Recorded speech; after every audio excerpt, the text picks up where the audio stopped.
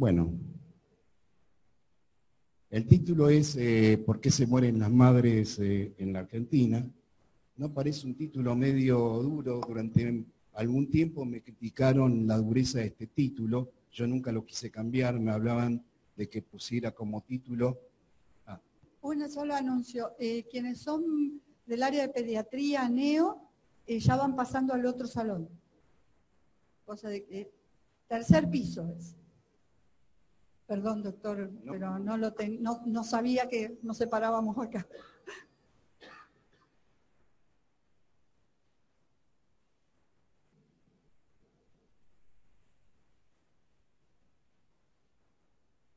Bueno, entonces el título de la charla es ¿Por qué se mueren las madres en la Argentina?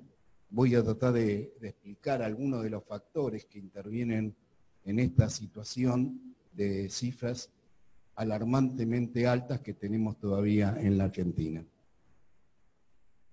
¿Por qué? Porque en esto en general no se quiere hablar, se quiere ocultar, no se ve, no se escucha. Nos costó mucho desde la SATI poder introducir esto como política de Estado y recién nos empezaron a escuchar cuando empezaron a presionar a los ministerios acerca de los objetivos del milenio. Los objetivos del milenio eran el 2015 y el objetivo del milenio 4 era la reducción de la mortalidad infantil y el objetivo del milenio 5 era la reducción de la mortalidad materna. Sin embargo, nosotros desde SATI comenzamos a hablar de esto en el año 2006 y me decían, hay que llamarla mortalidad materna y no por qué se mueren las madres en la Argentina. Título que sigue vigente hasta el día de hoy. Yo hoy no les voy a hablar, por lo menos en esta charla, de qué se mueren las madres en la Argentina. De HELP, embolia líquido amniótico, hígado graso agudo del embarazo, sepsis, aborto séptico, etcétera, etcétera, etcétera. Sino el por qué se mueren. Y el por qué se mueren tiene una primera interpretación. Primero, en la sociedad. Y segundo, también desde el punto de vista de la medicina, el médico. De la sociedad, esta es una frase de un libro que yo leí cuando era pibe, que se lo recomiendo, de Albert Camus, La peste. La peste es un libro que trata sobre la peste bubónica que asoló a fines del siglo XIX el centro de Europa y que cobró millones de vidas. Y en ese libro Albert Camus decía lo siguiente, que la mejor manera de conocer una sociedad es observar cómo en ella se ama y cómo en ella se muere.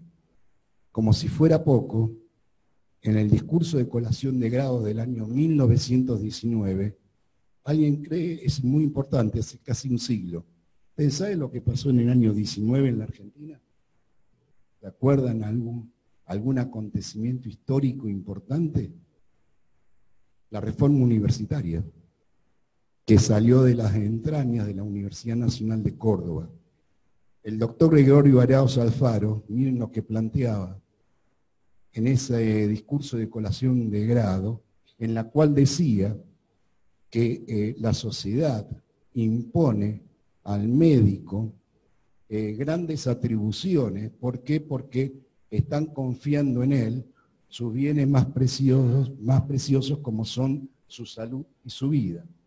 Pero no solamente lo reconocen porque reconocen sus atribuciones científicas y lo que ustedes adquirieron estudiando, sino fundamentalmente por esto, porque suponen hombres de bien, de honor y de conciencia. Yo acá podría terminar la charla, porque si somos hombres de bien, cuando digo hombres, perdón, hombres y mujeres de bien, lo que pasa es que en esa época prácticamente no había estudiantes de medicina, mujeres, eran todos hombres.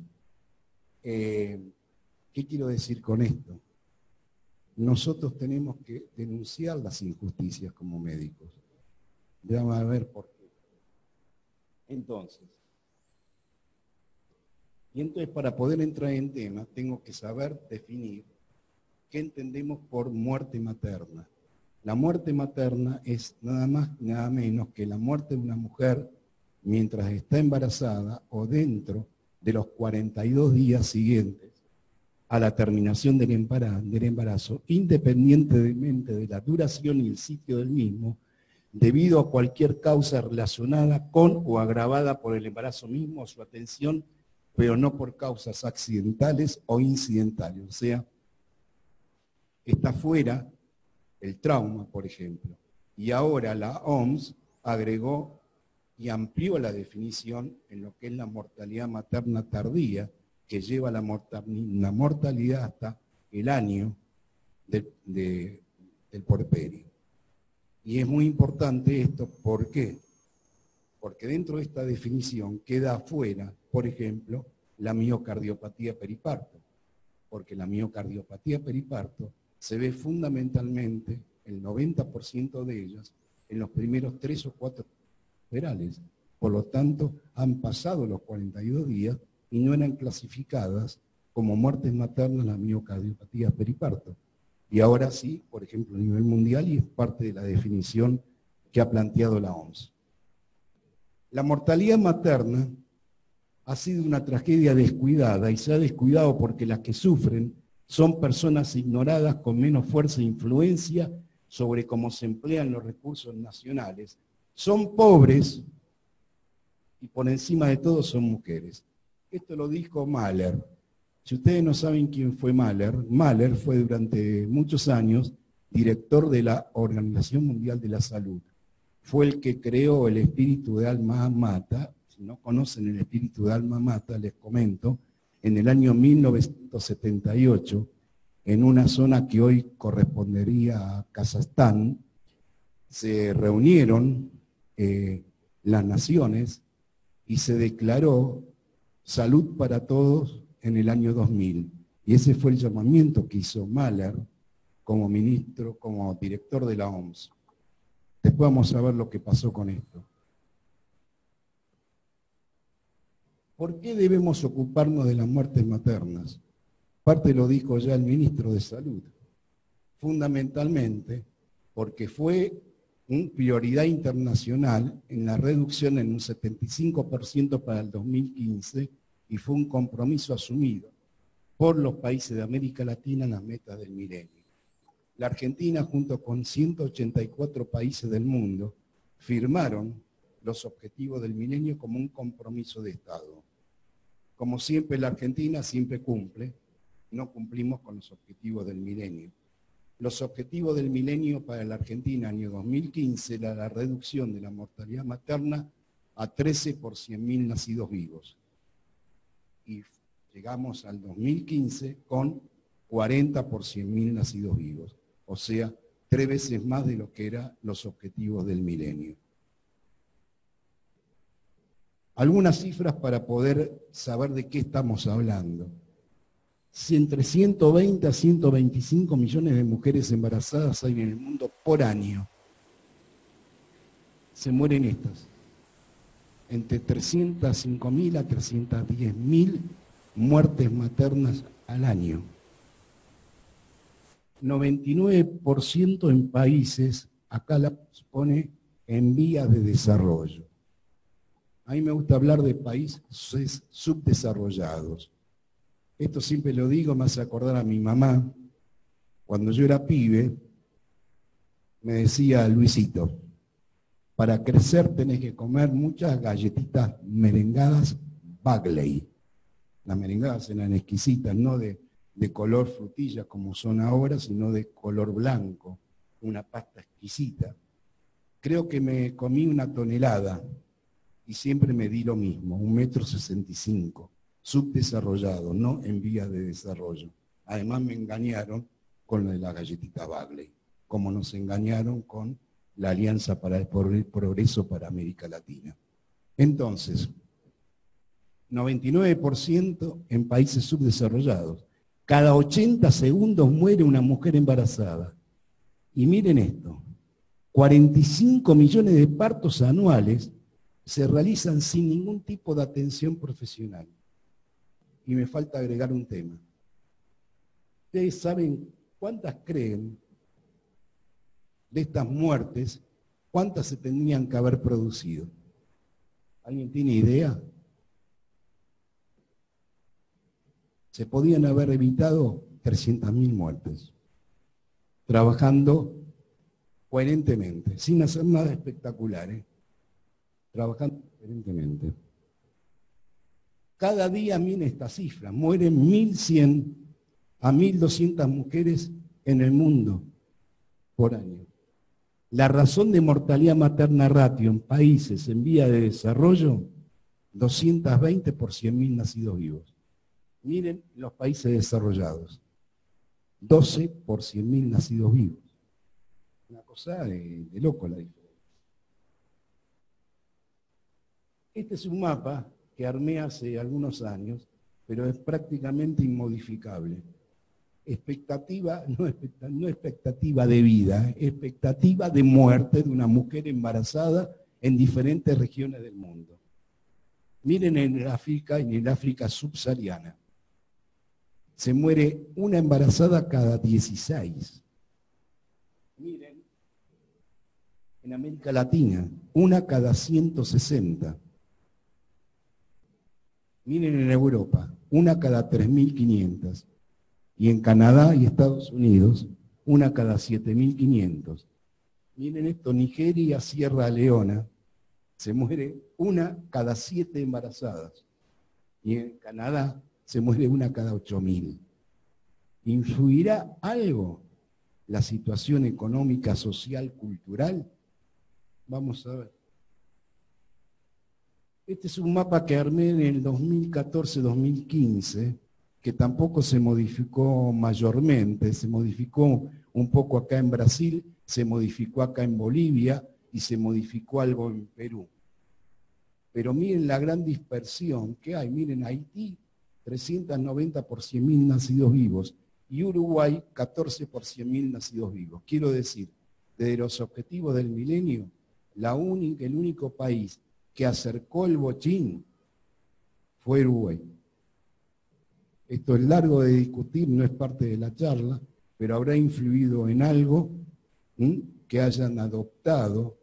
No obstante, después Tabaré Vázquez lo borró, lo que había decidido Mujica, que era el aborto seguro, etcétera, etcétera, misoprostol, etcétera, disminuyeron la principal causa de muerte materna en el Uruguay, que era el aborto séptico.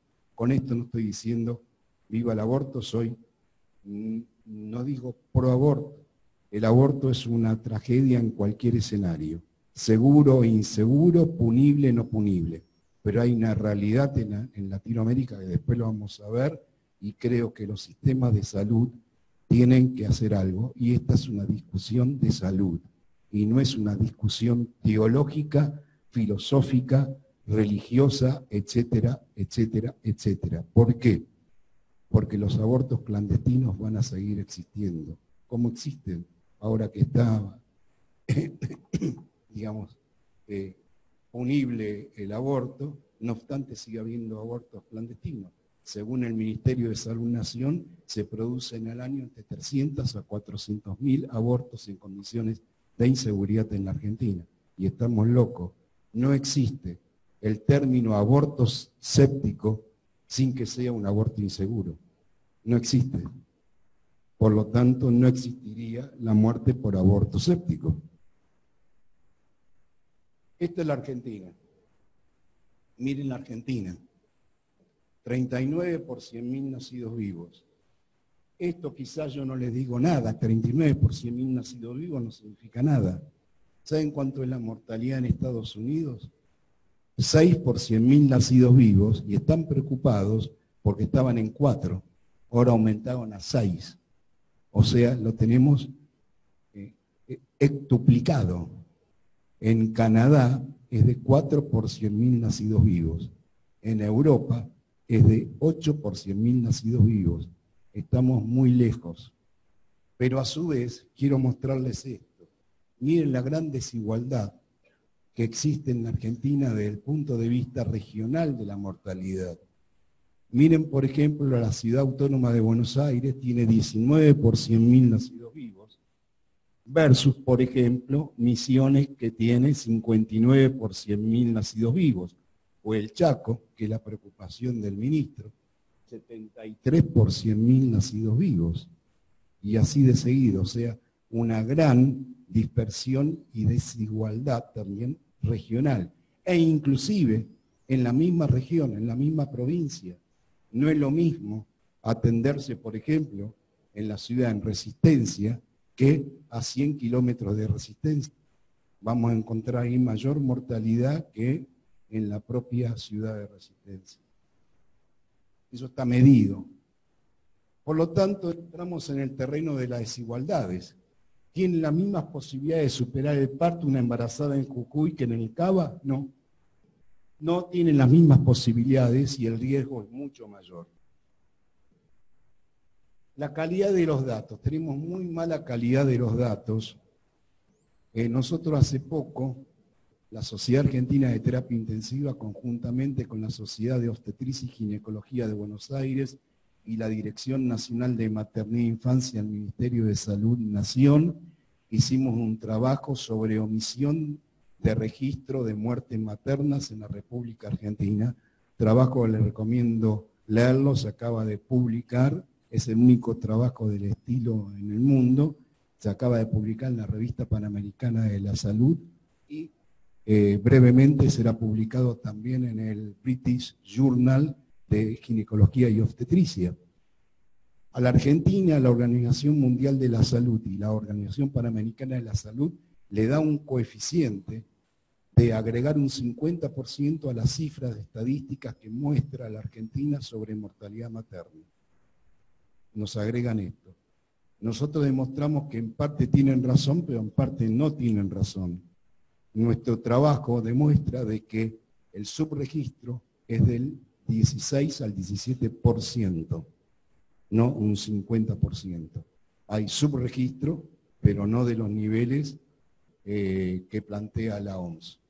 Esto fue lo que ha contestado por ahora la Argentina. Hay que mejorarlos, es necesario para entender qué, dónde y cuándo se producen estas disfunciones. Por lo tanto, ¿qué se puede hacer para prevenirlo? 190 países son miembros de la Organización Mundial de la Salud. Miren esto. Solo 78 informan correcta, sistemática y en forma verificable sus niveles de mortalidad materna. O sea, prácticamente el 32%. Ningún país de la región alcanzó el objetivo del milenio 5. En el 2015, que era la reducción en un 75%. Los que más avanzaron del 2010 al 2015 fueron Bolivia, Brasil, como les dije, Guatemala, etc. Pero miren esta cifra, que 11.000 perdieron la vida en América Latina es inaceptable. Acá está mal, no es 2014, sino que esta cifra es 2015, que son las últimas cifras. Saben que ahora últimamente las cifras son cada lustro, o sea, vamos a tener cifras, oficiales recién en el 2020. Por lo tanto, nos estamos manejando en estos años con cifras extraoficiales a partir del 2015. Entonces, esto para decirle, miren la cantidad de nacidos vivos que hay en la Argentina por año, 754.000. En ese año, en el 2013, hubo 245 defunciones maternas.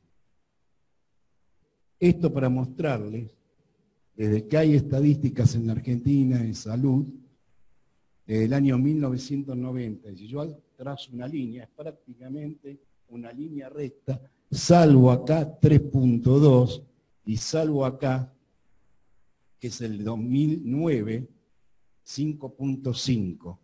Voy a hacer SIC. 3.2, acá descendió, creo que fue aluvión, por lo menos en los planteos que hace el Ministerio, de uso de misoprostol en la Argentina, pero me quiero detener en el 2009, 55. 55 fue la mortalidad porque ahí fueron, no sé si se acuerdan, la epidemia de H1N1, que impactó de sobremanera importante en la mujer embarazada y fundamentalmente en la mujer embarazada en su segundo trimestre. Muchos infectólogos son una raza muy particular, perdón si hay un infectólogo, hablan de infectología, de los pacientes infectados y demás. Ahora, yo no vi nunca tocar ni rozar un paciente. Miran resultados bacteriológicos. Ahora, revisar un paciente ni por broma. Esto es un agregado que hago. Y entonces saltaron todos los infectólogos. Se mueren las mujeres embarazadas. Se murieron, ¿saben cuántas se murieron? ¿Alguno sabe? 51. 51 mujeres embarazadas H1N1. Entonces dijeron, ¿por qué? Porque el embarazo es de por sí un déficit inmunológico tan grave que por eso atacó el H1N1, falsedad ideológica. El H1N1 atacó virulentamente a la mujer embarazada. ¿Saben por qué? Por los cambios hormonales que trae aparejado el embarazo. Los niveles de progesterona y fundamentalmente en el segundo trimestre, esos niveles muy altos provocan hiperemia, congestión y edema en todo el árbol laringotraqueobronquial. Miren qué nido espectacular para que anide el H1N1. Por eso se morían. Y por eso había que atacar rápidamente con antibiótico-terapia, oseltamivir, etcétera, etcétera. En muchos lugares logramos de que la mortalidad fuera 0, pero porque sabíamos que no era un déficit inmunológico, sino porque era por todo este tema. Que era inevitable que impactara, y ya lo sabíamos porque ya había impactado 2 meses antes en México. Lo que pasa que muchos genios no dieron y no utilizaron los mecanismos de cualquier factor epidemiológico, porque había pasado ya en México. En México se murieron 112 mujeres embarazadas. Y esto muchos lo sabíamos y por lo tanto se pudo actuar en algunos lugares y en otros no se pudo lograr. La evolución de la mortalidad materna del año 1990 al 2012, esto para señalarles de que tenemos ahora un nuevo aluvión en el sentido de que empezó a disminuir las muertes por aborto, empezaron a aumentar las causas indirectas, está en una situación media plana las causas obstétricas directas. Y el total es más o menos solamente con los picos que le dije antes, 2009 y 2013. ¿Qué quiero decir con esto? Ustedes saben de que hay causas de muertes directas y causas de muertes indirectas en la mortalidad materna. ¿Saben cuáles son las muertes directas? ¿A qué se llama muertes directas? Las muertes directas son aquellas que solamente existen mientras la mujer esté embarazada. Por ejemplo, la preeclampsia. Por ejemplo, el hígado graso agudo del embarazo. Por ejemplo, la miocardiopatía periparto. Por ejemplo, la embolia del líquido amniótico. Por ejemplo, la hemorragia crítica obstétrica. Esas son causas, la sepsis puerperal, el aborto séptico. Y causas indirectas son cualquier otra patología que exista en la humanidad que la ataca a la mujer mientras está embarazada. Esas son las causas indirectas. Y está aumentando en la Argentina las muertes por causas indirectas. Esta torta me sirve para analizar los últimos años de la Argentina. ¿Qué es esto?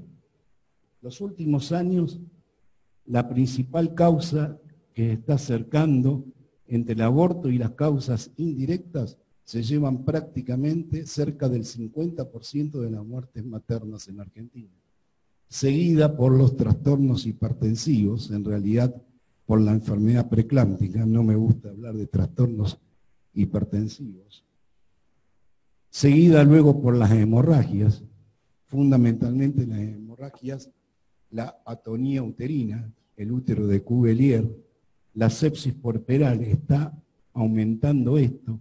Si uno ve cifras de hace 10 años, la sepsis puerperal andaba en alrededor del 7, el 8% del total de muertes, ya estamos cerca del 15%. Y bueno, y así seguimos. Toda mujer tiene derecho a un embarazo planificado y a un parto seguro, y todo niño tiene el derecho a nacer en el nivel de complejidad que por riesgo le corresponde. Este es un extraordinario trabajo que hizo la doctora Cheli Lomuto. Cheli Lomuto es una neonatóloga de la maternidad Sardá, ya está jubilada, trabajó muchos años en el Ministerio de Salud y hizo un relevamiento que nadie había hecho en 715 maternidades públicas. El 85% de estas maternidades realizan menos de 1000 partos anuales y el 56% de donde se practican partos, etcétera, no cumplen con las CONES, que después vamos a ver qué cuerno significa CONES. Son condiciones obstétricas y neonatales esenciales. Este es un gráfico para mostrar mortalidad y cumplimiento de CONES. Acá no sé porque está en negro, es provincia por provincia. Lo que quiere decir este gráfico es sencillamente que a medida que con más cumplimiento hay de CONES, disminuye la mortalidad materna. Y donde no hay cumplimiento de las CONES, aumenta la mortalidad materna. ¿Cuáles son los factores determinantes? La OPS señala esto para la Argentina. Factores socioeconómicos, culturales, la estructura sanitaria y el proceso de atención del embarazo y accesibilidad al sistema, antiguas prácticas inapropiadas. Esto de antiguas prácticas inapropiadas es el término moderno de hablar del aborto inseguro. Condiciones biológicas y la falta de atención obstétrica calificada. Y entonces entramos en el terreno de las desigualdades. Como de costumbre en la Argentina somos campeones mundiales en todo. Somos campeones mundiales, tenemos el mejor jugador de fútbol, el mejor jugador de básquet, el mejor equipo de hockey, somos los mejores en todo. Ahora después cuando vemos los números, somos los campeones mundiales de desigualdades. ¿Por qué? Porque la Argentina es un ejemplo que usa la OPS de desigualdades e inequidades en salud, porque señala lo siguiente la OPS, que si bien la Argentina tiene 39-40 de promedio de mortalidad materna, si uno analiza los últimos 15 años de la Argentina, estamos prácticamente estancados, lo cual lo hace doblemente peligroso. Y cuando digo 40 de mortalidad materna, estoy hablando de una cifra que es clave. Ustedes saben cuánto era la mortalidad materna en Francia e Inglaterra a comienzos del siglo XX, exactamente en el año 1908. 1908. Francia e Inglaterra. 40 por 100.000 nacidos vivos. O sea, estamos un siglo atrás. Un siglo atrás en las cifras. Y la mortalidad materna es un excelente indicador, tanto así que se usa en salud pública para medir en un país inequidades en el sistema de salud. Es el punto clave y es la referencia que usa todo ministerio a nivel mundial para hablar de inequidades en salud. Cuando digo inequidades, no hay que ponerle como sinónimo de desigualdad. Inequidad es mucho más grave que desigualdad. ¿Por qué? Porque es la combinación de injusticia más evitabilidad. Por lo tanto, entramos en otro terreno, que son muertes evitables, lo cual es más loco todavía. Los estudios de caso y control mostró que el riesgo de muerte materna aumentaba 10 veces cuando la estructura hospitalaria no era la adecuada. No había disponibilidad de atención obstétrica esencial, guardia activa y personal calificado para asistir partos y abortos. Este es el mismo trabajo de Cheli Lomuto sobre las condiciones obstétricas esenciales en 711 maternidades. Miren lo que buscó Cheli Lomuto, que es el lugar donde se practicaban partos y se seguía embarazadas, no tenían quirófano en el 53% de ellas. no tenían anestesista de guardia en el 54% de esas 711 maternidades. No tenían banco de sangre, casi el 50% de esas maternidades. No tenían un shock room para hacer reanimación, estoy dando una terapia intensiva, un shock room, algo, para hacer reanimación cardiopulmonar, el 61%. Ahora sí, el 90% tenían toda ambulancia de traslado para sacarse el quilombo de encima, perdón la expresión. Rápidamente. Y la temporalidad en la patología crítica del embarazo, en resolver una situación, mata. Mata en minutos. Imagínense una paciente, por eso me río, cuando muchos plantean el embarazo humanizado y el parto humanizado y lo confunden con el parto domiciliario. ¿Saben por qué? Dijimos que la muerte por hemorragia crítica es cerca del 15% y dentro de ella el 90% es la atonía uterina. ¿Saben cuál es algún predictor previo para la atonía uterina? Si existe alguno. Ninguno.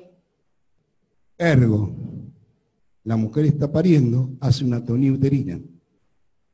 ¿Saben cuánto es el flujo uterino en el momento del parto?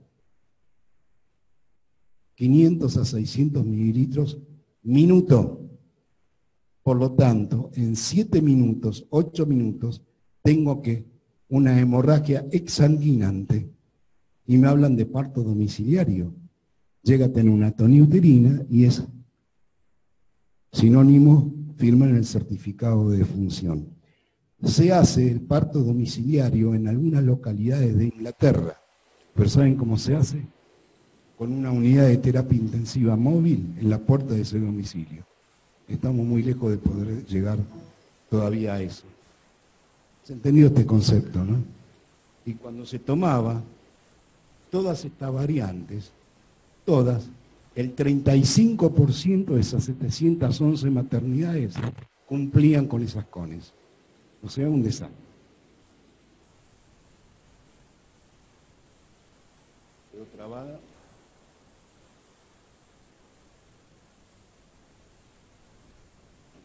Perdón, quedó...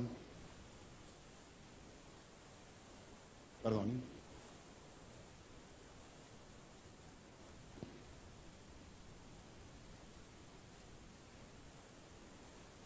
Bueno.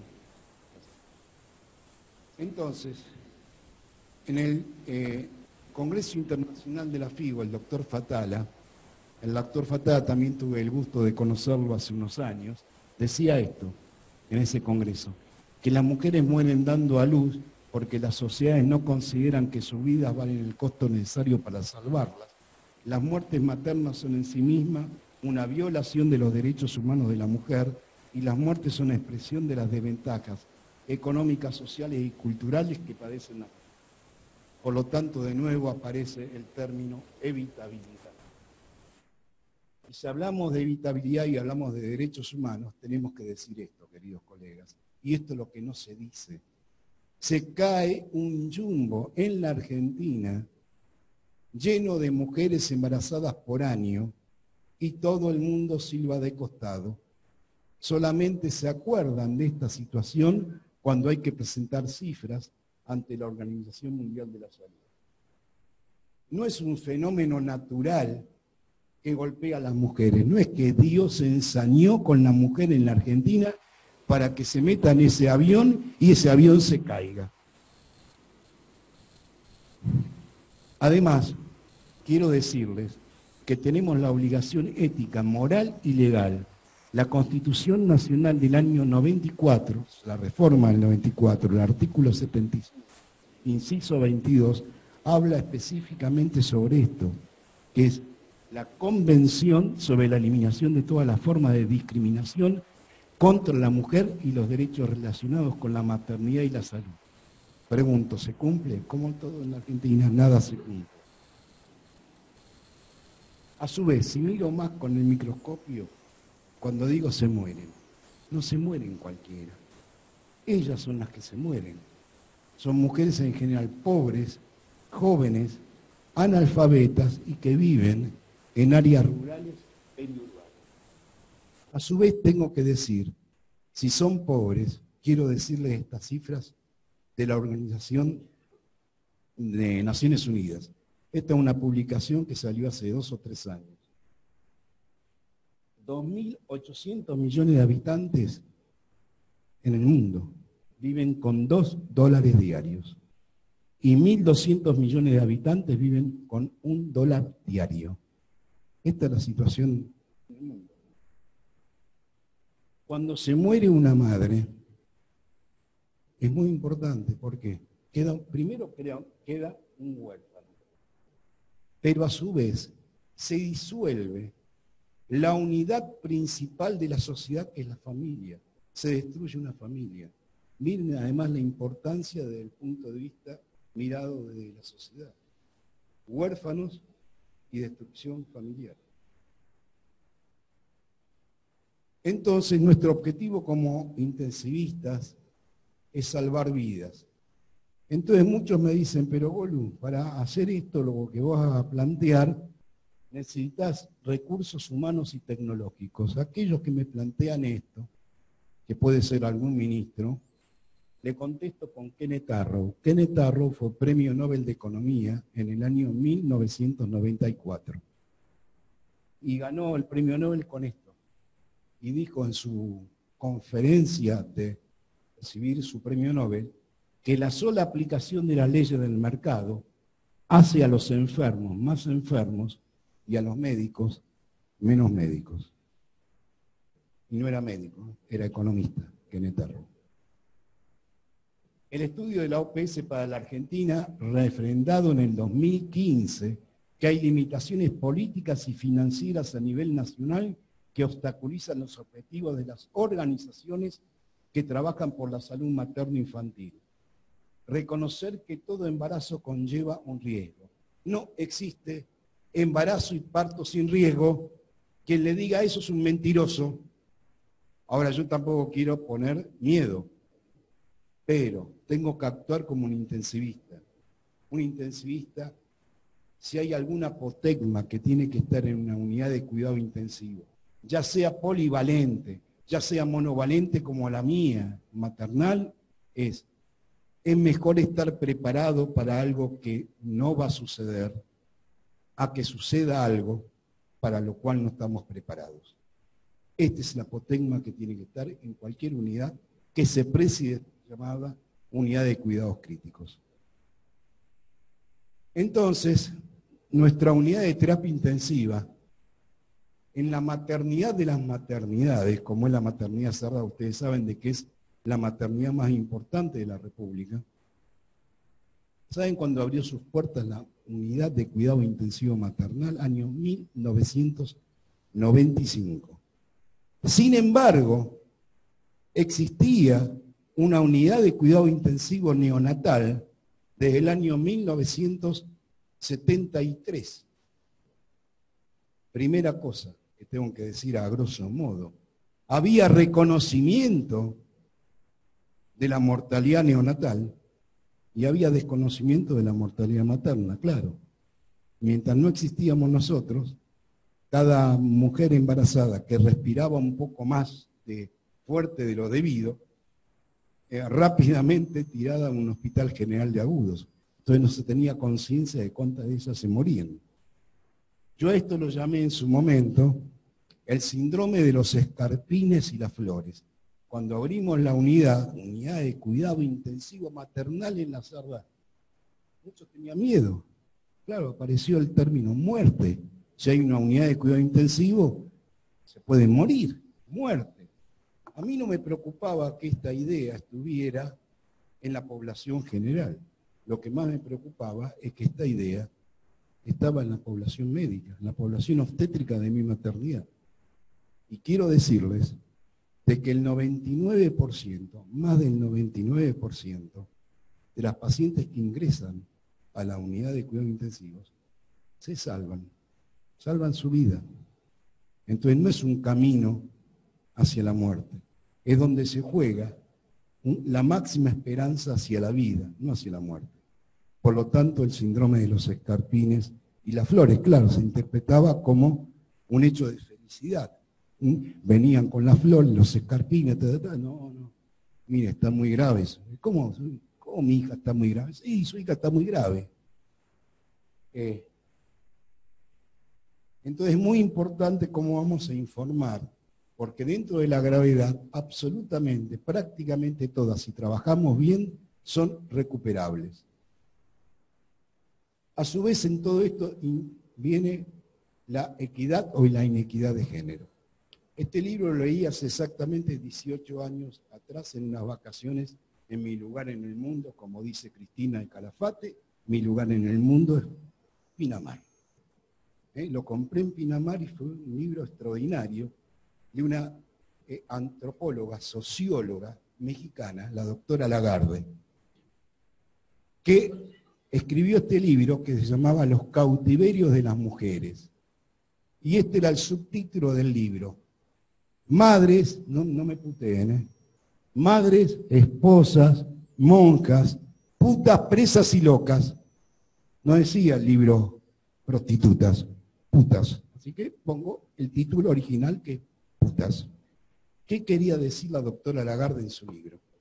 Quería decir lo siguiente, que hay un rol social hacia las mujeres, que es que sea madre, que sea una buena esposa, o sea, que cosa los calcetines, que cocine bien, que arregle las camisas, los pantalones. Ese es el rol social. Casi monja. Cualquiera que sale dentro de ese rol social planificado es considerada como una transgresora, ergo, una puta, y empieza ¿qué?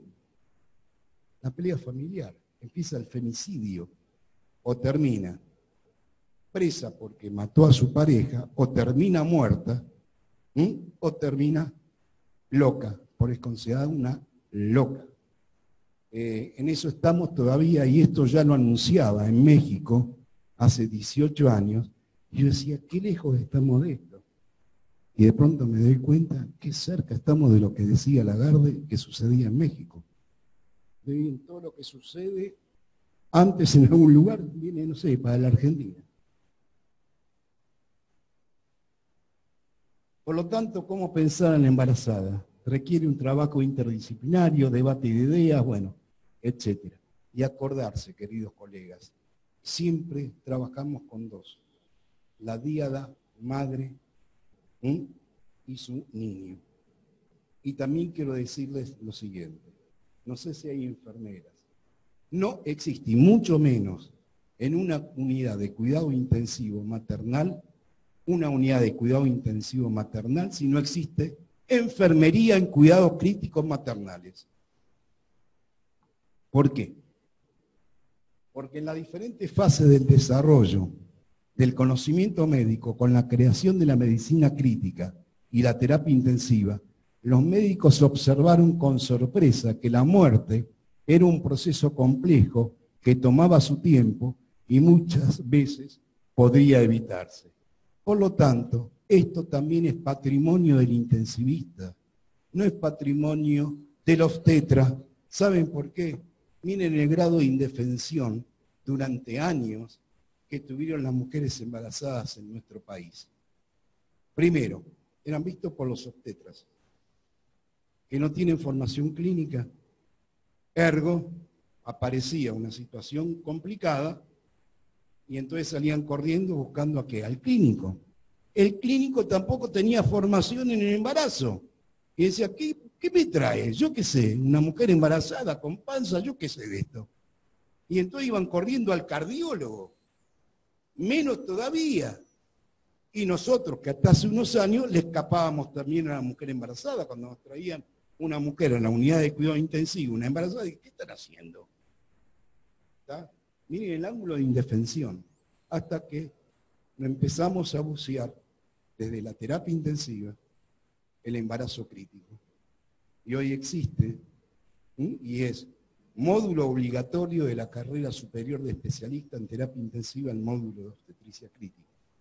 Y hoy existe el comité que goza de muy buena salud siendo uno de los más numerosos de SATI, el Comité de Obstetricia Clínica. Y a quien le interese esta temática, los invito a participar dentro de ese comité que tiene una actividad realmente muy interesante.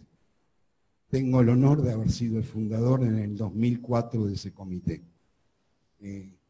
Ahora camina solo.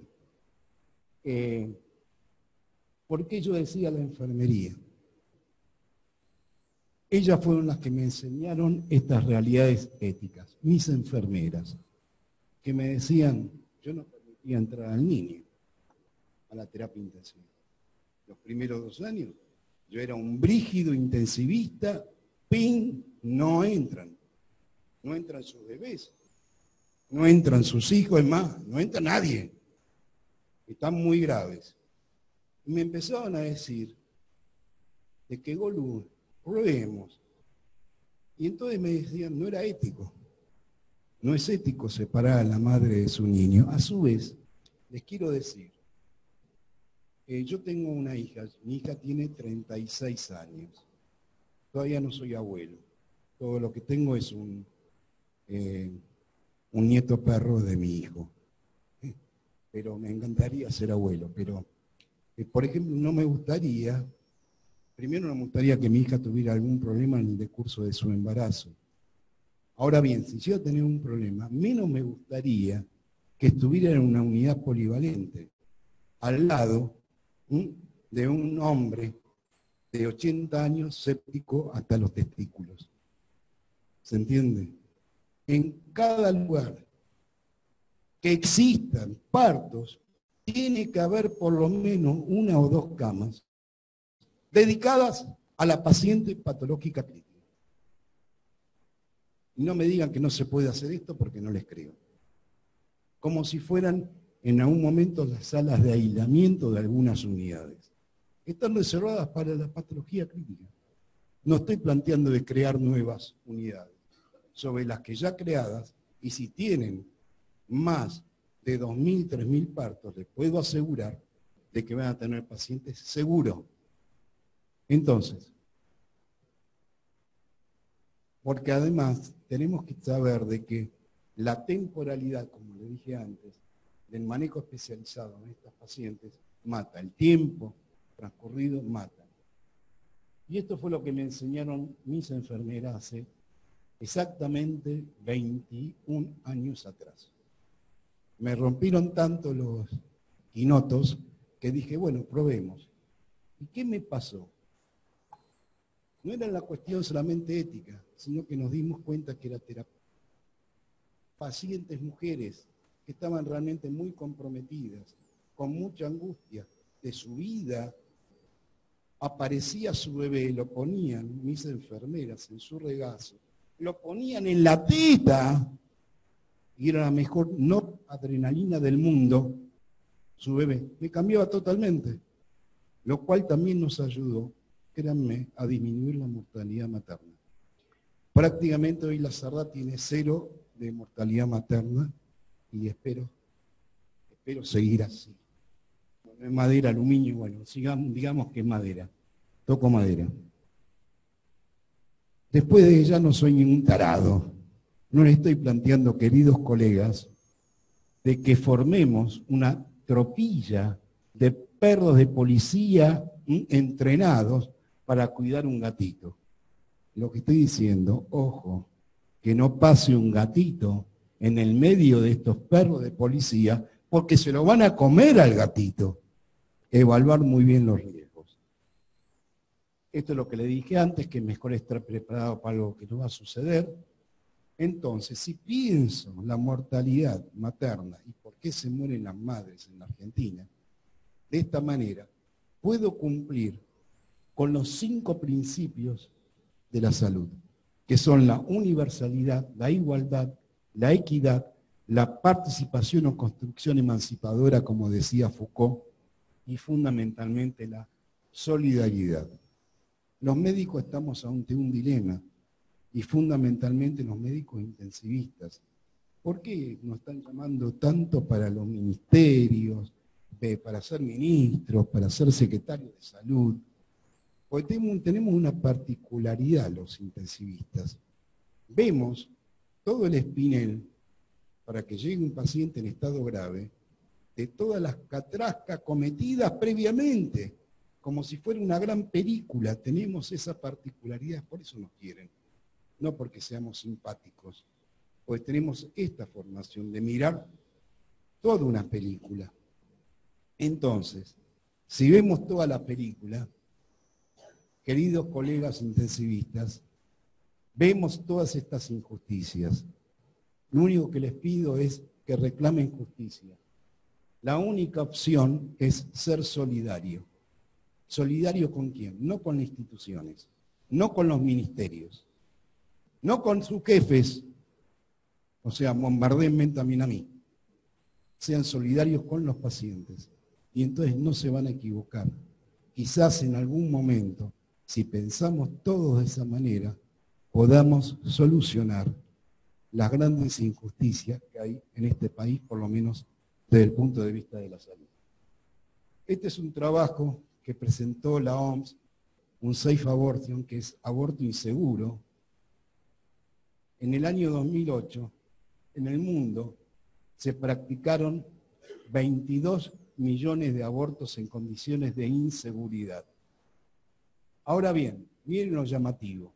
De estos casi 22 millones, 21.200.000 se hicieron en países subdesarrollados.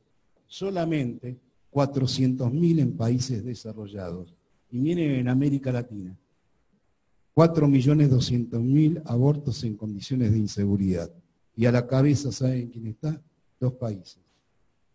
Brasil y la Argentina. Y eso que Brasil casi triplica, casi cuatriplica la población argentina. El objetivo para América Latina es ahora de 70 para 100.000 nacidos vivos de 100 para 2015. Ahora se habla del 2030 llevarlo a 70. Yo antes le hablé de Fatala en ese Congreso Internacional, ese fue el discurso de apertura. El discurso de clausura lo llamó Fatala Fátima. El caso Fátima. Una intervención brillante de Fatala y que decía algo así como que Fátima era una mujer de la América Latina, muy pobre, desnutrida, anémica crónica, que había tenido 7 hijos, sin prácticamente controles prenatales en todos sus embarazos. Se le habían muerto 2 de esos 7 niños, y que estaba en su 8º embarazo. En su 8º embarazo, comenzando el 3er trimestre, tiene una hemorragia ginecobstétrica. Vivía en una zona perirural, y entre que comenzó su hemorragia y llegó a un lugar que supuestamente era para atenderla, pasaron 7 horas.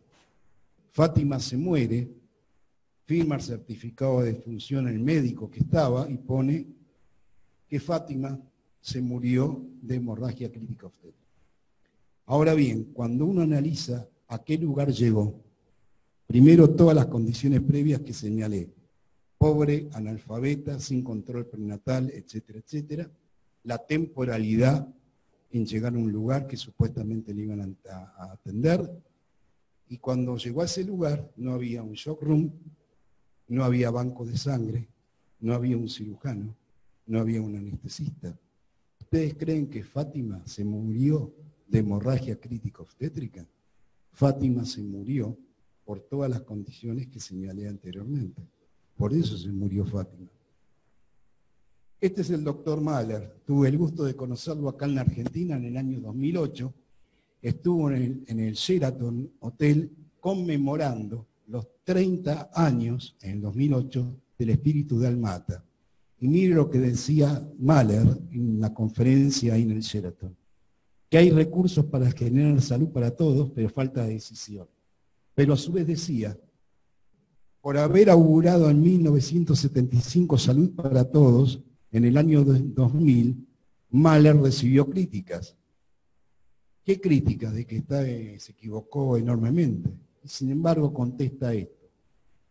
que hablar de salud para todos era solo otra forma de hablar de ella como un derecho humano fundamental. Me criticaron porque estúpidamente, quizás que insistí en decir para el año 2000, fue algo políticamente errado, pero si uno no sabe hacia dónde va, ¿cómo puede saber si el presente es bueno o malo? Extraordinario Mahler, extraordinario. Planteó un horizonte, planteó una utopía. Juntamente con Mahler estuvo ella. Para quien no la conoce, la doctora Mirta Roses. Fue durante años directora de la OPS, médica pediatra, muy conocida, Mirta Roses. Miren lo que ya hablaba en el 2008, que los médicos se alejaron de la gente y hablaba de la violencia que había asolado y aparecido en la Argentina, que se mantiene hasta el día de hoy, sobre la violencia hacia los médicos en los hospitales. Pero no solamente estuvieron Mahler y Mirta Roses, estuvo este personaje, que es Margaret Chan, que era la directora de la OMS en aquel momento. Este es un personaje porque fue la ministra de Salud de Hong Kong y tuvo que afrontar como tal, como ministra, el virus de la SARS en 2003. Y la funcionaria explicó que 1.300 millones de personas no acceden a la medicina básica. Entonces, ya estoy terminando. Mortalidad materna en el mundo. 385 por 100.000 nacidos vivos en el año 1990, que fueron 532.000 muertes maternas. Se bajó a 200 en el 2015 a 226, lo que dio 303.000 muertes maternas en el mundo. La OMS dice que fue un progreso importante, pero no suficiente. Hay que dar un gran paso adelante ahora, pues de lo contrario, en el 2030, que es el nuevo objetivo del milenio, nos volveremos a encontrar que no hemos conseguido el objetivo de la reducción de la mortalidad materna. Por lo tanto, hablan de objetivos de desarrollo sostenible, no de objetivos del milenio, ahora el 2030, y dicen que hay que pasar de la mejora del 2.3% anual, que se registró del 90 al 2015, al 7,5% anual a partir del año 2016. Le digo que estamos muy lejos de la reducción del 7,5% anual, por lo menos en la Argentina. Ninguna cifra estadística ni estudios de costo-beneficio pueden superar el daño inconmensurable de la pérdida de una madre en el acto sublime de dar vida. Por cada muerte materna hay 135 casos de complicaciones o morbilidades severas, extremas y graves. Entonces esto lo agregué yo diciendo, dime dónde nacés y te diré si vas a vivir. Qué duro, ¿no? Pero es una realidad en la... Entonces, no es nada todo oscuro, se puede cambiar esta realidad. Hemos logrado cambiarlas en algunos lugares. Propongo que se pueda cambiar universalmente en todo nuestro país. ¿Y cuáles son los posibles caminos a transitar? Considerar el tema de la mortalidad materna como un problema de derechos humanos y justicia social. Promover la salud materna como una inversión económica y social vital. Postergar la maternidad, o sea, prevenir el embarazo adolescente. Prevenir la gestación no deseada. Prevenir el aborto no seguro. Reconocer que toda gestación tiene su riesgo. Asegurar personal capacitado para atender el parto. Asegurar personal capacitado para atender las complicaciones y la patología crítica del embarazo. Este es un plan que hemos escrito la Sociedad Argentina de Terapia Intensiva para el Ministerio de Salud Nación a partir del año 2009, que es un plan de capacitación a nivel nacional que se ha cumplido parcialmente de acuerdo a las posibilidades financieras y económicas de los diferentes años ministeriales, y se ha cumplido parcialmente en algunas partes, pero que en los lugares que se cumplió dio resultado y se logró disminuir la mortalidad materna. Desterrar las diferencias de género, mejorar la calidad de los servicios de salud materna y supervisar y medir el progreso con comités de vigilancia epidemiológica ad hoc. ¿Por qué los intensivistas? Porque nuestra especialidad es multidisciplinaria, actuando la mayoría de las veces como puerta de salida ante situaciones críticas y de contribuir de esta manera a la disminución de la muerte materna. ¿Qué quiero decir con esto? Fátima tenía una puerta de salida y se encontró con que esa puerta de salida estaba bloqueada, estaba cerrada con llave y candado, estaba cerrada como las puertas de Cromañón, no había salida posible. ¿Se entiende lo que quiero decir? Es claro también que el progreso técnico y científico de la medicina facilita, pero no garantiza de por sí el progreso de la salud de la población. Yo dije del año 90 hasta 2015 tenemos estadísticas, hubo progreso tecnológico, etc. Sin embargo, la Argentina no logró disminuir la mortalidad materna. O sea, ayuda, pero no garantiza. No es un hecho directo. Depende quién maneje esa tecnología. La tecnología tiene que ser usada por la cabeza y no por el tujes. El tujes saben lo que es, ¿no? Es el culo. Hay que usar la cabeza. Virchow decía que la medicina es una ciencia social y la política es medicina en gran escala. No lo dijo cualquiera. Virchow, ustedes se acuerdan quién era Virchow, el padre de la virología, dice esto. Entonces, ¿qué es la obstetricia crítica? Hemos transitado el camino de la enfermedad materna desde el punto de vista de la medicina crítica, esperando que esta, en obstetricia, llegue a ser una materia completamente madura y se integre en su totalidad al conjunto del conocimiento de la medicina. Como parte del esfuerzo mundial y nacional para la reducción de la mortalidad materna y perinatal, la medicina crítica constituye un instrumento de gran valor para lograr esta meta. Entonces, los llamo, queridos colegas, a honrar la vida. Estoy ya un poco cansado de que me digan Golu. Golu es el diminutivo de mi apellido, que es Golubiki. Todo el mundo me conoce por el Golu. Me dicen, Golu, acá hacemos lo posible. La Sociedad Argentina de Terapia Intensiva, y creo que la terapia intensiva en Argentina ya tiene los pantalones largos para no comerse más de sapo. Y hay que contestarle lo posible, no. Tenemos que empezar a hacer lo necesario. En el camino de lo necesario, quizás logre lo posible. Si yo solamente me conformo con lo posible, ni siquiera voy a tener esa posibilidad. Ahora bien, si no me creen en todo lo que dije, me parece muy bien, no me lo crean. ¿Por qué? Porque solamente son los irreflexivos los que nunca dudan. Su digestión es espléndida, su juicio es infalible. Lo que antes dije de la posverdad. No creen en los hechos, solo creen en sí mismos. Llegado el caso, son los hechos los que tienen que creer en ellos. Y esta es la loa de la duda de Bertolt. Y con esto terminé. Muchas gracias y perdón por la extensión del tiempo. Gracias.